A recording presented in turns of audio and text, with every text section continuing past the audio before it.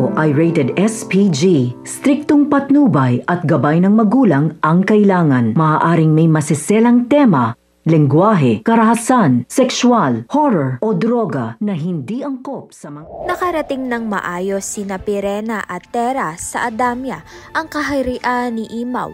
Laking pasasalamat ni Imaw nang masilayan niya na nga ang tagapagligtas na si Tera. Ngunit bigla na lamang nawalan ng malay si Tera, dala ng matinding pagod at bigat ng kapalarang nakaatang sa kanya. Hindi rin nagtagal, nagising din siya, bagamat naguluhan at naninibago pa siya sa mga pangyayaring nagaganap.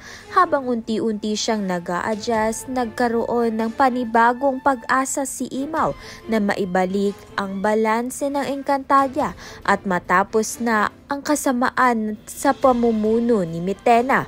Ngunit sa paglalakbay ni Tera, habang hawak niya ang balintataw ni Imaw, hindi inaasahang sinalubong siya ng kanyang kapwa mga sangre na si Flamara at Adamus. Inakala nila na ninakaw ni Tera ang balintataw dahilan upang siya'y ambahan. Doon nagsimula ang unang pagkikita ng mga bagong henerasyon ng mga sangre, isang pagtatagpong puno ng pagdududa, tensyon at kapalarang hindi pa nila lubos na maunawaan.